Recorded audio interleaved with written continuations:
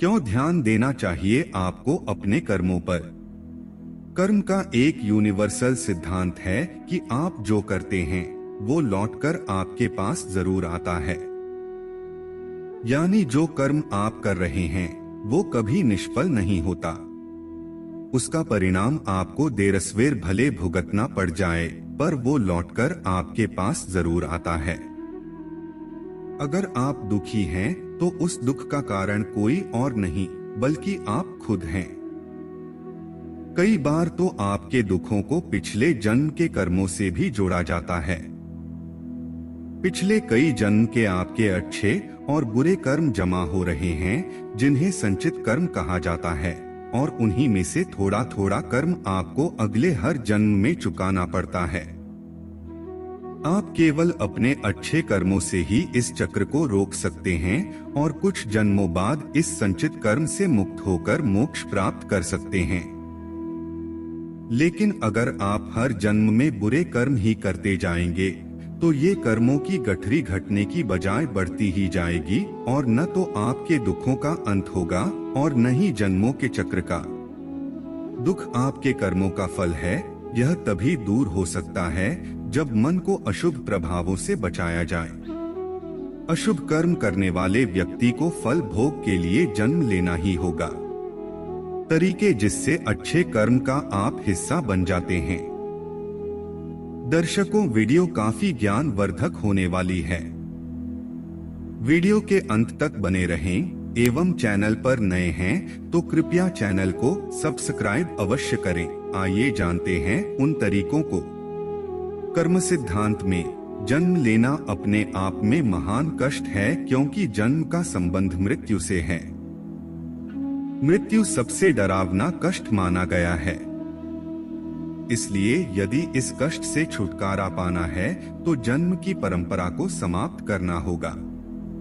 कई लोग अपनी आत्मा को इस जन्म के चक्र से बचाना भी चाहते हैं। वे ये तो समझते हैं कि अच्छे कर्म बुरे कर्मों के प्रभाव को कम कर देते हैं, जिससे वर्तमान जीवन में मिलने वाला दुख खत्म हो जाता है, लेकिन वो इसके प्रति ज्यादा सचेत नहीं रहते। शुभ कर्म करना हमेशा शुभ सोचने से ही हो सकता है। कष्ट के बचने का यही एक उपाय है। इसलिए ये आवश्यक है कि आप अच्छे कर्म करना अपनी दैनिक आदत बनाएं, ताकि गलती होने की गुंजाइश कम से कम हो।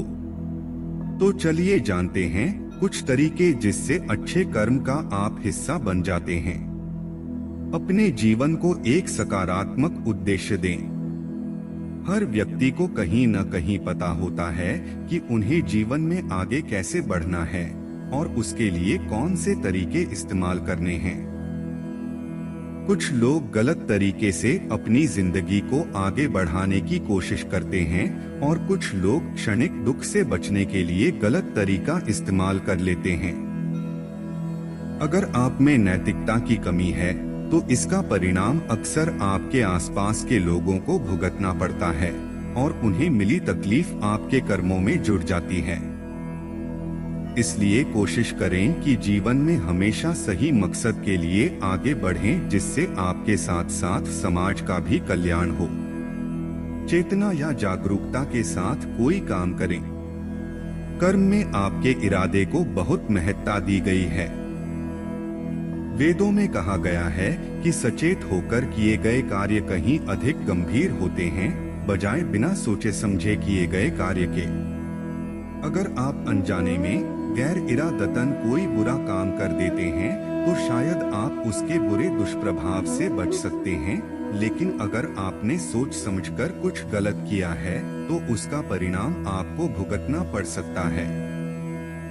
उदाहरण के तौर पर छोटे बच्चे नए कर्म की रचना नहीं करते हैं क्योंकि वे सही और गलत का अंतर करने में अक्षम होते हैं। इसलिए अगर किसी चीज की आपको जानकारी नहीं है तो पहले उसके प्रति जागरूक हों, उसका विश्लेषण करें और फिर उसे करने का फैसला लें। अच्छी भावनाओं को प्रबल बनाएं। कई बार आपका मन जब आहत होता है या भावनाएं नकारात्मक हो जाती हैं, तो आप सोचने समझने की क्षमता खो देते हैं और इसका प्रभाव आपके कर्म और उससे मिलने वाले फल पर पड़ता है। इसलिए ये जरूरी है कि आप अच्छी भावनाओं को प्रबल बनाएं, जैसे कि दया करना, दूसरों की मदद करना, दूसरों का दुख बांटना, सहिष्णु बनना, आस्थावान बनना, परोपकारी होना आदि। खुद की गलतियों की जिम्मेदारी लें और दूसरों से अच्छे से पेश आएं। जब आप कुछ गलत करते हैं तो अक्सर दुनिया को या अपनी भावनाओं को इसका दोष देते हैं। जैसे कि आपने किसी पर चिल्ला दिया और आप फिर यह कहकर बच जाते हैं कि मुझे गुस्सा बहुत आता है, इसलिए मैंने ऐसा कर दिया। मैं ऐसा दिल से नहीं करना चाहता था या चाहती थी। वह दोष देकर आप खुद को मुक्त तो कर लेते हैं, लेकिन इससे आप अपनी गलती को समझ नहीं पाते हैं। कई बार आपकी ऐसी हरकत सामने वाले को भी दुखी कर देती है। इसलिए ये जरूरी है कि आप अपनी कमजोरियों और भावनाओं पर काम करें। इसके लिए अध्यात्म में कई रास्ते बताए गए हैं जो आपकी मदद कर सकते हैं। आस्थावान बनना। अच्छे कर्मों को करने के लिए जरूरी है कि आप कर्मों के परिणामों में यकीन रखें। आपको खुद को ये बार बार याद दिलाना है कि आप इस दुनिया में किस मकसद से आए हैं। आपको खुद को उस सर्वोच्च शक्ति को सौंप देना होगा ताकि वो लालच जो आपके मन में इस भौतिक दुनिया को लेकर है वो खत्म हो जाए। उसके लिए आपको मंदिर मस्जिद की ठोकरें खाने की जरूरत नहीं, बल्कि आपको बस अपनी आत्मा को शुद्ध करना है। पाप और पुण्य। हमारे वेदों में कर्मों की प्रधानता पर इसलिए जोर दिया गया है ताकि आप एक संतुलित जीवन व्यतीत करें और जन्मों के चक्र से बच सकें। अगर आप पाप पुण्य को ध्यान में रखकर कर्म करेंगे तो शायद आपके लिए ये जीवन काटना कठिन हो जाए, क्योंकि पाप और पुण्य की सही समीक्षा किसी को पता नहीं। किसी को नहीं पता कि कौन सा कर्म आपको पाप का भागीदार बनाता है और कौन सा नहीं।